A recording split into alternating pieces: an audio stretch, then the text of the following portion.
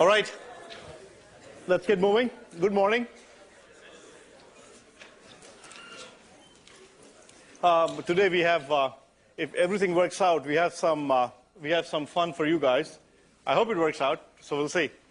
So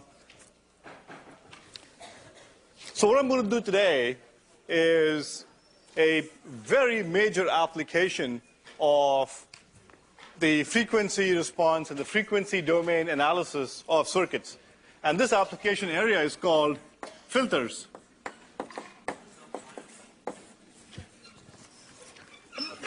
The area of filters oftentimes demands a full course or a couple of full courses all by itself. And filters are incredibly useful. They're used in virtually every electronic device in some form or another. Okay, they're used in radio tuners. We'll show you a demo of that today. They're also used in your cell phones. Every single cell phone has a set of filters. So how do you pick, for example, how do you pick a conversation? You pick a conversation by picking a certain frequency and grabbing data from there. They're also in wide area network wireless transmitters. So do we have an access point here? I don't see one, but so you've seen wireless access points. Again, they work. They have filters in them. So virtually every single electronic device contains a filter at some point or another. And so today we will look at this major application of frequency domain analysis. So before we get into that, I'd like to do a bit of review. Okay? So the readings for today correspond to chapter 14.4.2, 14.5, and 15.2 in the course notes. All right, let's start with the review. So we looked at this circuit on last Friday.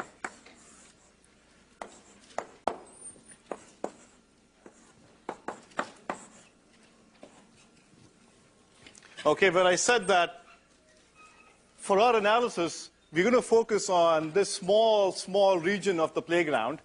And what's special about this region of our playground is that I'm going to focus on sinusoidal inputs.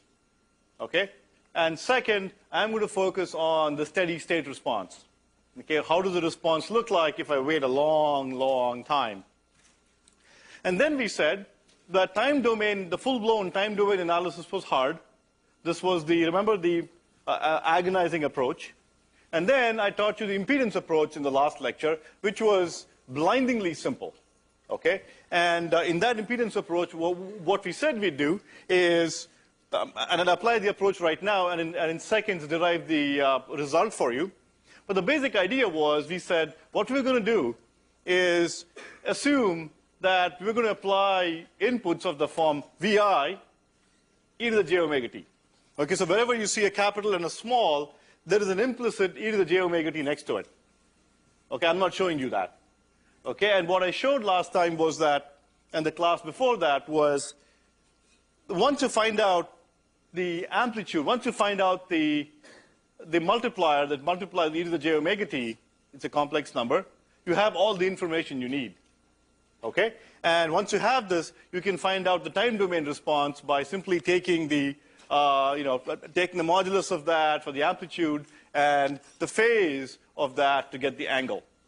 Okay? And that gives you the time domain response. So our focus has been on these quantities. So the impedance method says what I'm going to do is replace each of these by impedances. And the corresponding impedance model looks like this.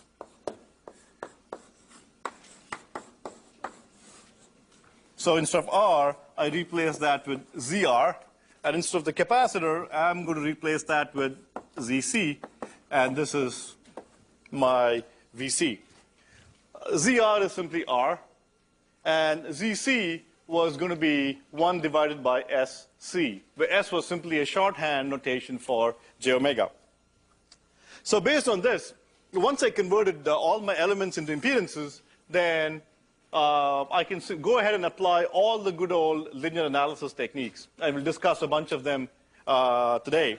So as an example, I could analyze this using my simple voltage divider relationship. So VC is simply ZC divided by ZC plus ZR times VI. Okay? And that in turn is, well, let's say I divide this by VI so I can get the response relation, is ZC divided by ZC plus ZR. And ZC I know to be 1 by j omega C plus R. Okay? And multiplying throughout by j omega C, I get 1 divided by 1 plus j omega C R. Okay, it's incredibly simple. And so this is simply the, that's called the frequency response. And it's a transfer function representing the relationship between the output complex amplitude with the input. We can also plot this as, so notice that in our entire analysis, we have not only assumed sinusoidal input, but we're also saying that let us look at this only in the steady state. Okay, so we're going to wait for time to be really, really large and then look at the response. And so therefore, we were going to plot the response not as a function of time, okay, but rather we're going to plot the response as a function of omega. Okay, so what we're going to say is that I'm going to input a sinusoid, okay, and my output's going to be some other sinusoid. And since I'm waiting for a long time to look at the output, time doesn't make sense anymore. Rather, my free variable is going to be my frequency. So I'm going to change the frequency of the input that I apply, and so I'm going to plot this as a function of omega. So this represents a completely complementary view of circuits. The time domain view, and then there is a frequency domain view. The frequency domain view says, how does this circuit behave as I apply sinusoids of differing frequencies? Okay, so I can plot that relationship in a graph like this, and this relationship is simply given by a parameter h, the transfer function. It's a function of omega. And I can also plot the absolute value of that. And let's take a look at what it looks like.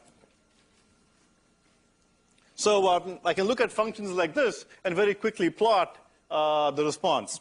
Okay? I'm going to do a whole bunch of plots just by staring at circuits and staring at expressions like this, and you'll see a number of them today. So first of all, the way you plot these is look for the values when omega is very small and when omega is very large. Okay? So when omega is very, very small, this term goes away, and so for very small values of omega, the output is simply 1. VC by VI is simply 1. This part goes away. What happens when omega is very, very large? When omega is really large, this part dominates, is much greater than 1. Okay? So if I ignore 1 in relation to this guy and take the absolute value of that, then I simply get 1 divided by omega CR when omega is very large. So when omega is very large, I get a decay of the form 1 over omega CR. So I know the value for small omega, and it looks like this for very large omega. And if you plot it out, this is how it is going to look like. So this form, let's stare at this form for a little while longer. Okay? And let's plot some properties of it. First of all, you notice something else. When omega CR equals 1, when omega CR equals 1, then, in other words, when omega equals 1 by RC, notice that the output is given by 1 plus J. Okay? And the absolute value of that is simply 1 divided by square root of 2. So, in other words, when omega is 1 by RC, okay, when omega is 1 by CR, then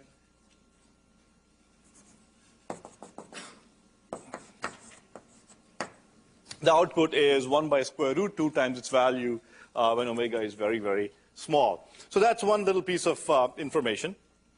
And if you look at the form of this, I'd like you to stare at it for a few minutes and try to understand what this represents. Okay, so this says that for very low frequencies, the response is virtually the same as the input in amplitude. In other words, if I apply some very low frequency sinusoid of some amplitude, then the output amplitude is going to be the same as that amplitude. Okay, and that's a 1. Now, it also says when I apply a very high frequency, at very high frequencies, it decays.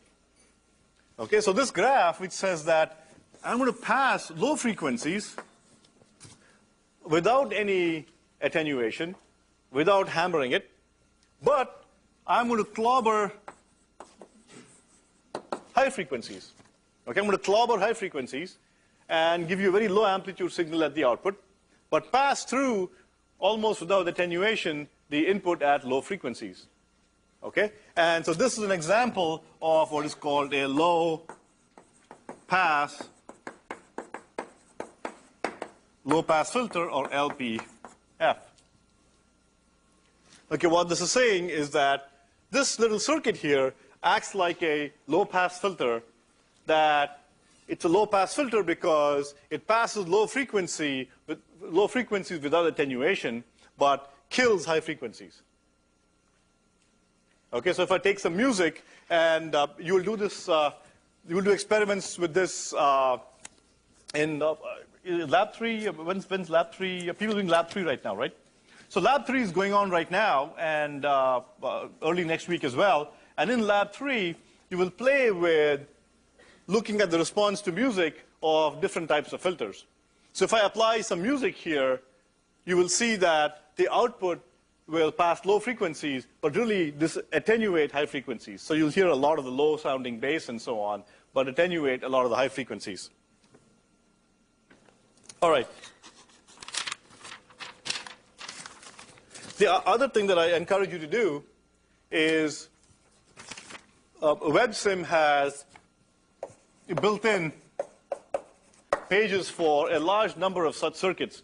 So you can go in there and play with the values of RC, or L for that matter, for a variety of circuits. And if you click on frequency response, you actually get this, you get both the amplitude response and the phase as well.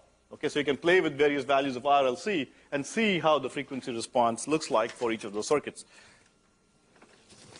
Okay. As a next step,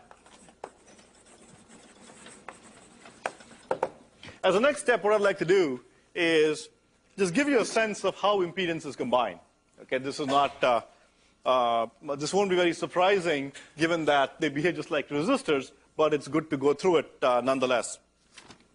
So suppose, just to build some insight, suppose I had two resistors in series, all right? R1 and R2, and this was my A and B terminals respectively. And let's say the complex amplitude of the was VAB across this. Then I can relate, and let's say IAB was the current. I can relate these resistances, or I can relate VAB and VAB and IAB as follows.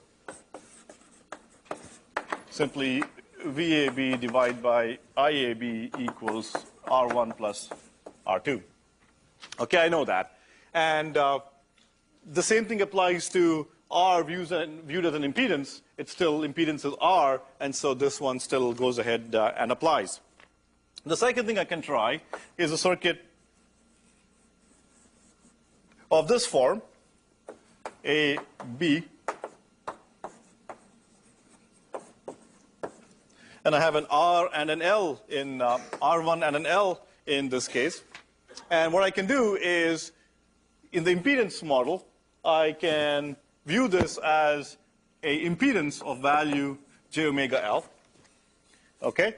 And I can also combine them to get the impedance between A and B.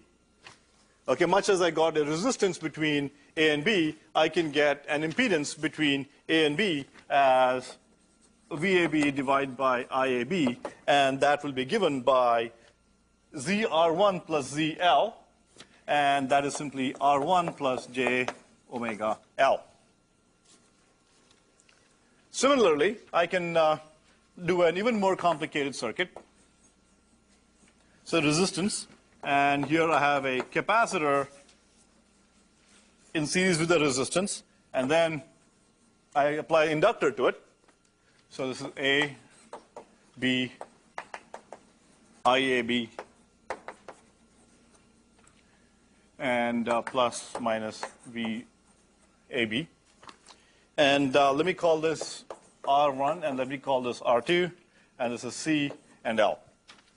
So I can go about combining these in much the same manner that I combined my resistances in the series parallel simplifications. So I can define an impedance ZAB between the A and B terminals as ZR1, okay, plus Z of this combination, impedance of this combination, which is simply impedance of C and that of R2 in parallel with each other. So I get ZC in parallel with ZR2. Notice that this notation simply says that look at the impedance of the capacitor in parallel with a resistor. And then finally, I add to that the series impedance of the inductor, ZL. Okay, exactly as you would have done for resistances. If all of these were resistances, you would have said R of this piece plus the R of the parallel combination plus the R of whatever was here. This time around we have impedances. And replacing this with the values, this is R1. Okay? I know for ZL it's J omega L. And so for ZL parallel ZR2, it is given by ZC, ZR2 divided by ZC plus ZR2. Okay, which is simply R1 here and J omega L. And let me just substitute the values here.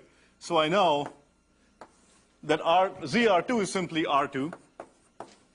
ZC is 1 by J omega C, and then 1 by J omega C plus R2. And I can go ahead and simplify that further and get my impedance ZAB. So notice how simple our analysis has become. Okay, using this technique, we've managed, using the impedance method, we've managed to convert our analysis from solving differential equations to going back to algebra. Okay, so a large part of what we do in circuits is see how we can get back to really simple algebra and try to be clever about how we do things. Okay, so this is as far as analysis is concerned. In the next 5 minutes, I want to give you some insight into how you can build different kinds of impedances.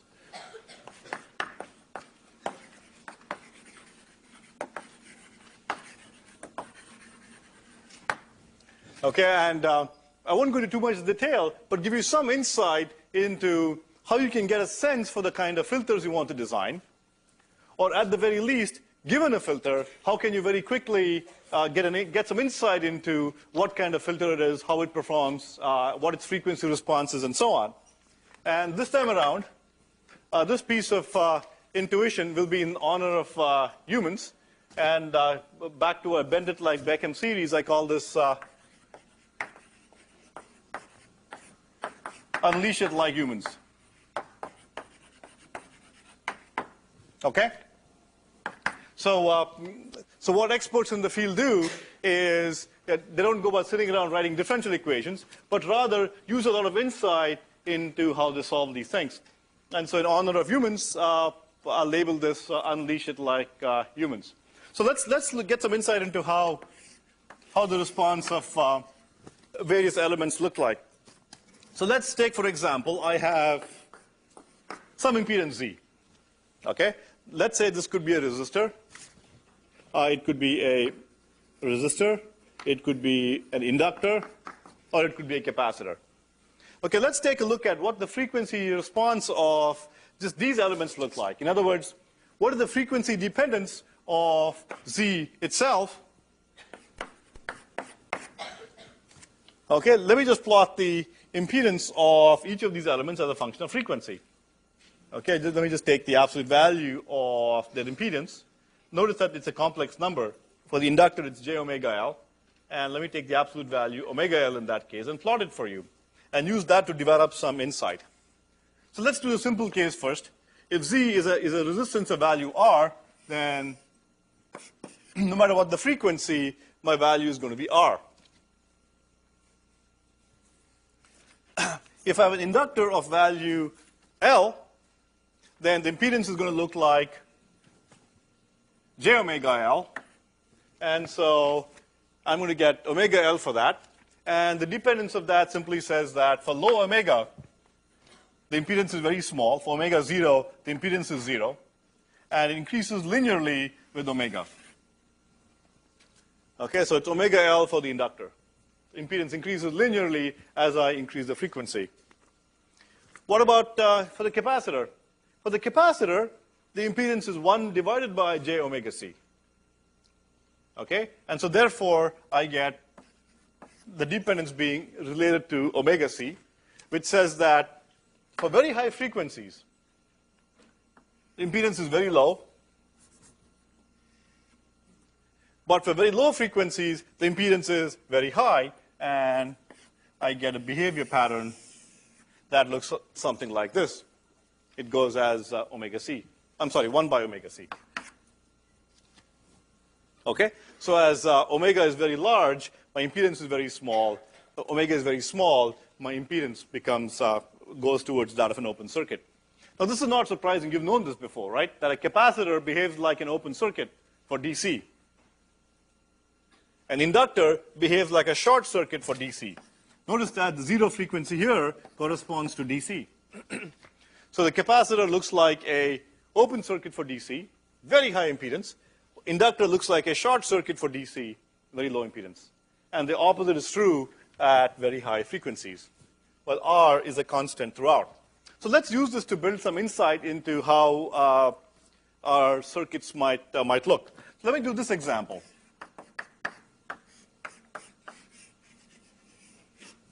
So let's say I have a VI, and I measure the response across the resistor.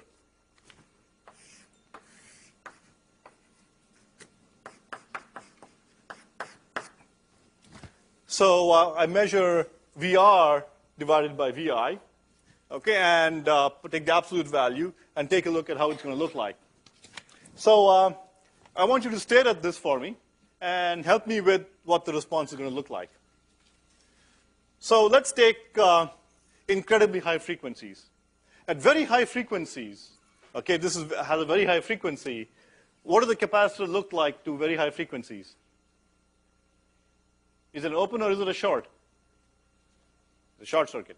Okay? So at very high frequencies, if the capacitor looks like a short circuit, then VI simply appears across the resistor, which means that at very high frequencies, the output is very close to the input.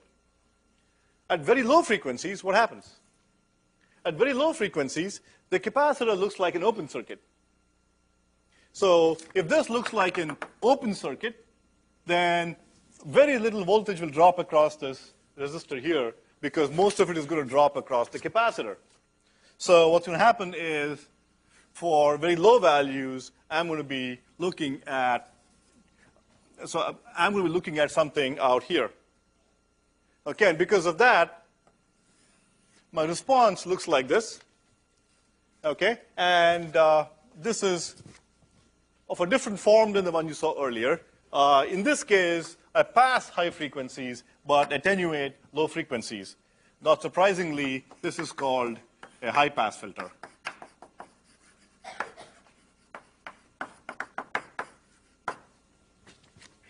Okay, you need to begin to be able to think about capacitors and inductors in terms of their high and low frequency properties.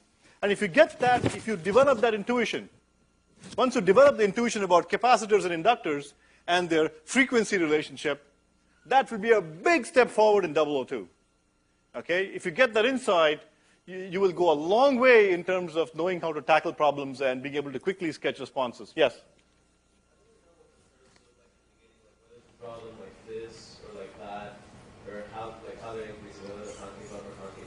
Okay, so in the case of, if you get something like j omega L, right, what you can do is take the limit as omega goes to 0.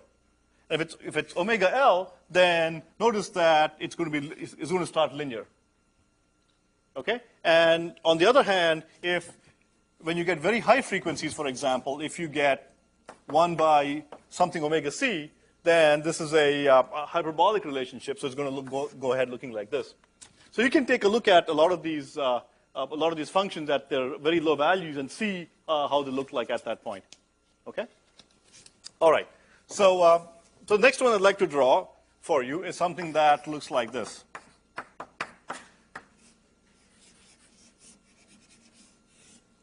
So let's say, for example, I have a inductor L and a resistor R, and I want to see what that looks like.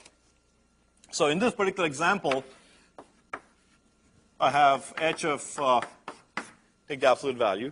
So what's this going to look like? I'm going to look at the value across the resistor here. So here what I'm going to find is that at very low frequencies, okay, at very low frequencies, this guy is a short circuit. Okay, since this guy is a short circuit, all the voltage drops across the resistor, so it's going to look like this. And at very high frequencies, what I'm going to find is that the inductor is going to appear like an open circuit. And so therefore, all the voltage is going to pretty much drop across the inductor. Okay, so it will be R divided by something plus omega L. So at high frequencies, this guy is going to taper off to 0. And so it's going to look like this. And this is back to my low-pass filter. Okay? Just to go back to a question asked earlier, is how do you know what this looks like? So I can very quickly write down the expression for h of j omega. This is simply going to be R divided by R plus, this is VR. VR is simply R divided by 1 plus j omega c. Okay? If I multiply it out by j omega c in the numerator and the denominator, I'm going to find j omega c here, and I'm going to get 1 by j omega c here. Okay? And what's going to happen with something like this is that as omega becomes very small, then I'm going to ignore this. Okay, when omega becomes very small, I can ignore this with respect to 1. Okay, and I get R j omega c. So given that, is what I've drawn here correct or wrong? So if this goes away with respect to 1, I'm left with R j omega c, right, for very low frequencies. So given what I've drawn here, is that correct or is that wrong? Well, it's hard to say. For very, very low frequencies, it starts out being linear, right, because it's a omega relationship. Right? And then it goes up like this, and then goes out there. Okay. Let me go on to the next, another example.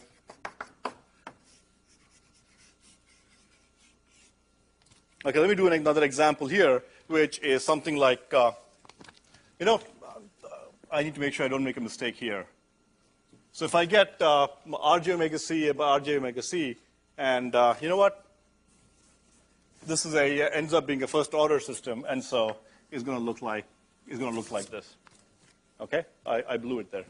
Okay, so back to this system here. If I have an L and an R, and I look at this equation to look at what happens across L, you can plot that again, and for very low frequencies, it's going to be 0 amplitude here, and for very high frequencies, this is going to be an open circuit. And so the response is going to look like something like this. Okay, that's going to end up being a high pass filter. Okay. So as another example, I'd like to do a series RLC circuit.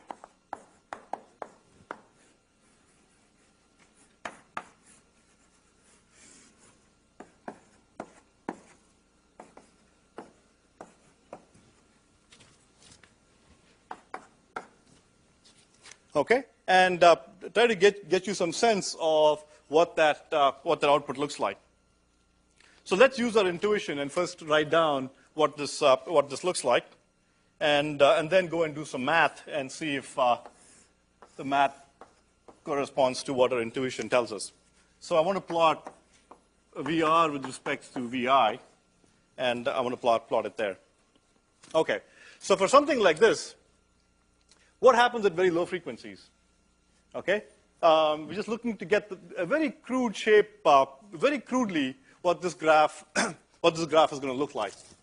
Okay, very, very crudely, what this graph is going to look like.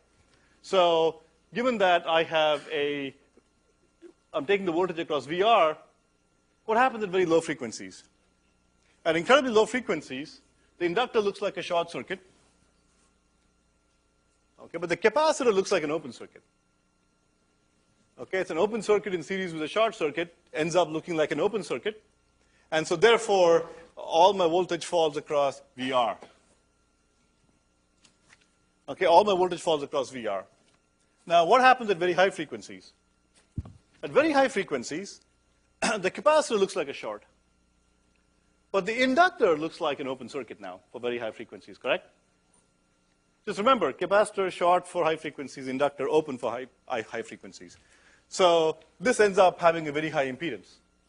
So at very high frequencies, this guy has a very high impedance. Okay? And because of that, I end up getting, so for a high value of frequency, I end up going in that manner. So this behavior has the effect of the capacitor here, and for very high frequencies, I get the effect of the inductor. Okay? And then, so this means that I have very low values for low frequencies, very low values for high frequencies. Okay? And as the frequency increases, I do something like this. Okay, so I keep building up, and then the inductor begins to play a role, and then I taper off again. So this kind of a filter, where I kill low and high frequencies and pass intermediate frequencies, is called a band pass filter. A band pass filter. This means that it passes frequencies in some band. Let's get some more insight on this by writing down the equations. So VR divided by VI is simply R, using the impedance relations. It's R, and divided by j omega L plus 1 divided by j omega C plus R. Okay? I'm going to use this equation later, so let me stash it away on my stack and put a little notation there. So I'm going to multiply throughout by j omega C, and what I end up getting is j omega RC divided by 1 plus R j omega RC.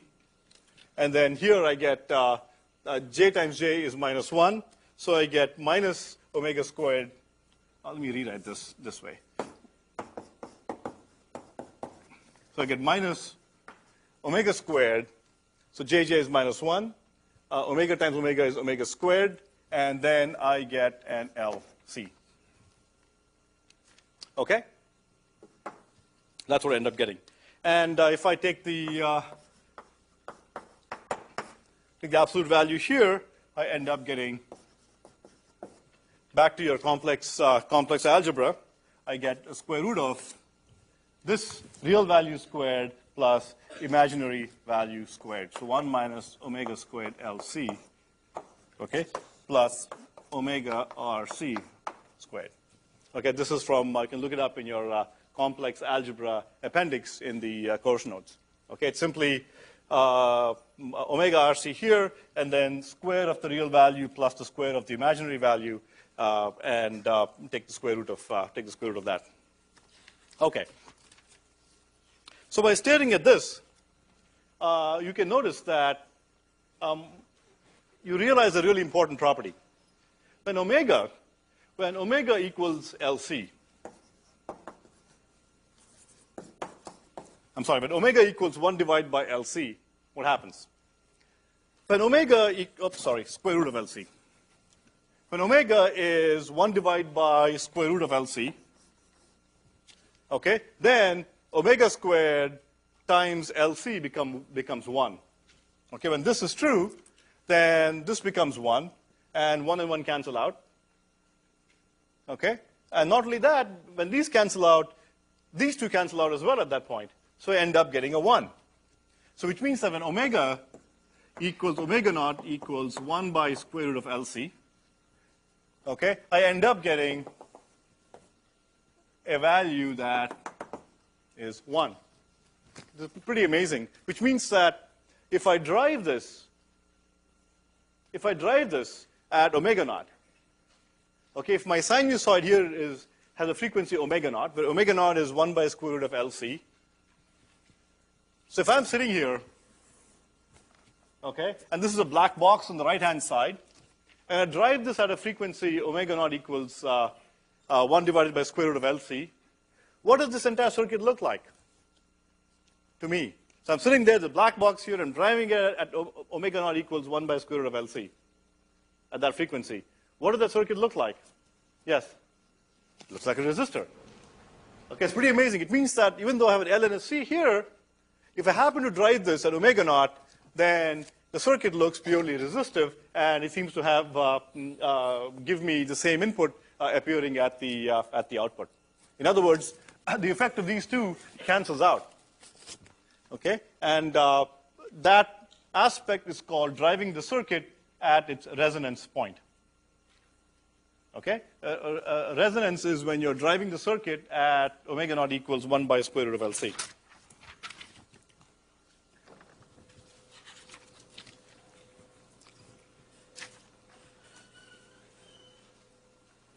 So I'll very quickly sketch for you a couple of other ways of looking at circuits. So supposing I looked at this value here at VLC. So I looked at the value across the inductor and the capacitor. Okay? What will the frequency response look like? Like I'm looking at the voltage across the inductor and the capacitor in series. Let's see. Let's go back to our usual mantra. Okay? Think about Steve Humans when you do this. What would he do?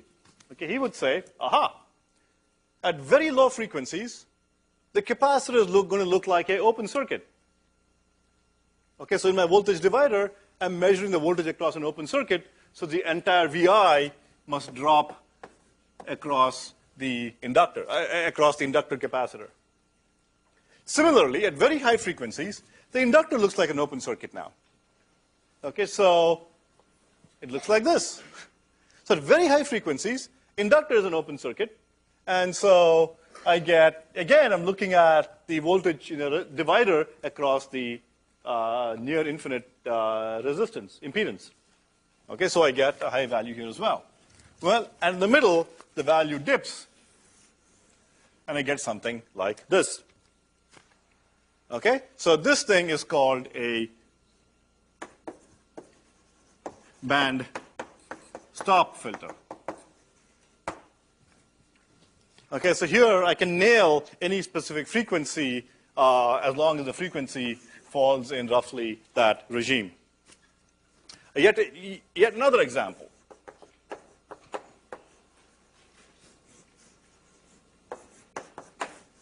The reason I'm working out so many examples is that to experts, a large part of what they do is look at a circuit and boom, give a rough form of how it looks like.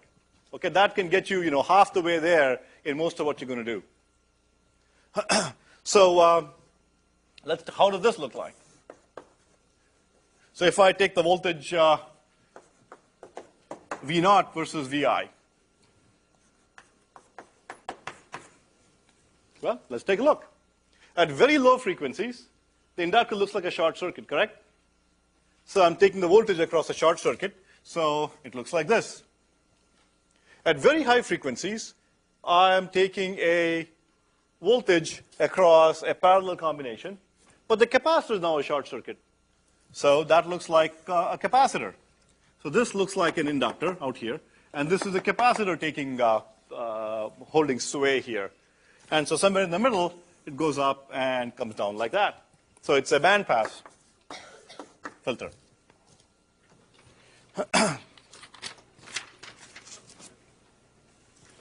So what's amazing is that you can take fairly complicated circuits, and just by doing a quick analysis of what happens at very low frequencies, what happens at very high frequencies, you can roughly sketch the response. And then what you should do in addition to that is, if it's a second order circuit, just assume that it's going to do something interesting at its resonance frequency, at omega naught equals 1 by square root of LC. Something interesting is going to happen. Check it out. Okay? And for circuits that are first order, RC or RL, the important number is the time constant RC. Okay, usually when you're driving it at 1 by RC, omega equals 1 by RC, then what happens is that you oftentimes end up getting a value that is 1 by square root 2 times the input value in the circuits we've looked at here. Okay, so next what I'm going to do is talk about a major application of filters, and that's an AM receiver. Okay, so let me do radios 101 for 30 seconds. So these guys have an antenna. Okay, you take a ground here, and then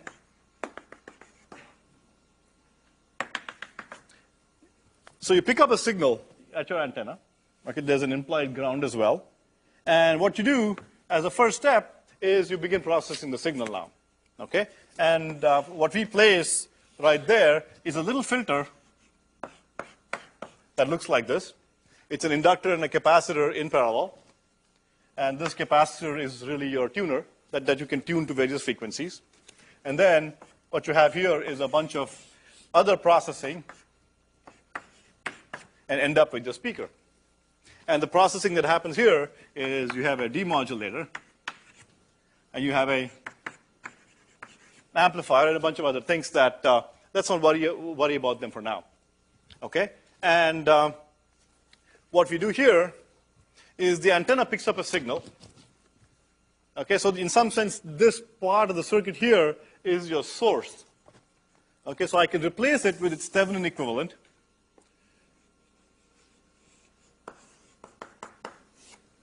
As follows.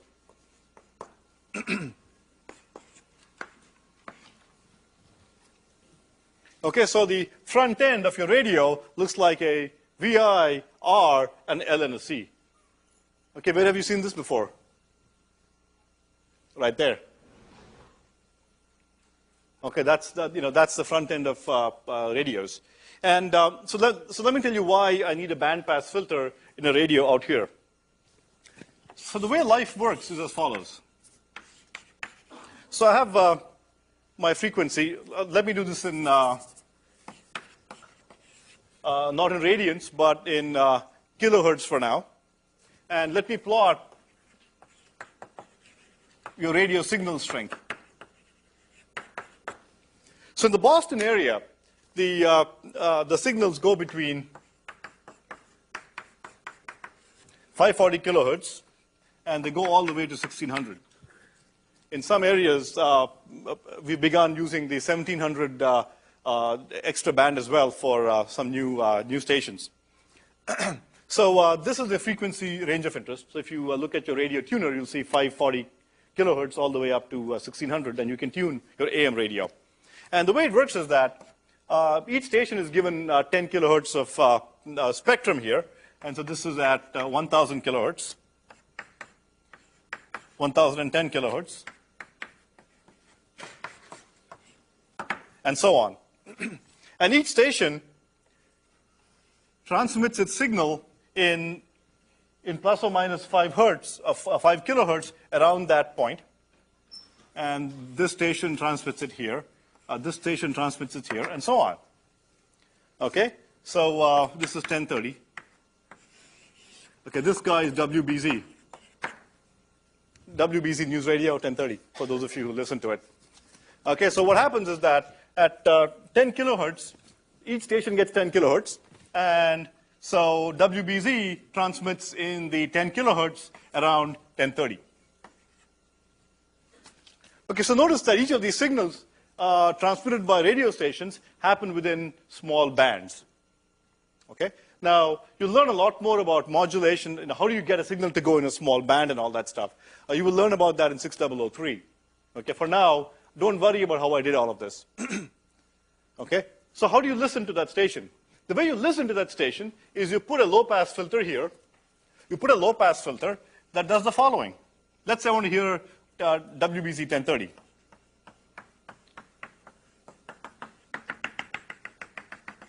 If I pass this entire signal through that filter, and if I arrange to have the omega naught of my filter at 1030, okay, if I can arrange to have the omega naught at 1030, then this is the response of my filter, and I'm going to pick out this guy and cut out everything else. Okay, I'm just going to get this. And that is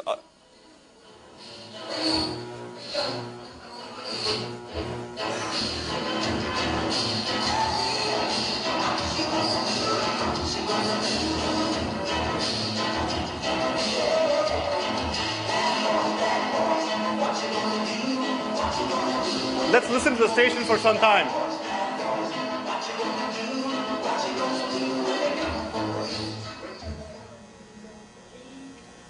This is WBUF. We interrupt this broadcast with a live update from our political desk. Arnold Schwarzenegger, the governor-elect of California, made a second. Expressing concern at the continuing bloodshed in Iraq, Schwarzenegger offered to lead a crack ops team into Iraq on a search-and-seize mission to apprehend Saddam. President Bush reluctantly took him up on the offer, which now leaves California -1 governor. Rumor has it that Eddie Murphy and Nick Nolte have both stepped up to the plate in the event for the election. And yes, California is in for yet another 48 hours. This is Sam Gallagher from WBUL. okay.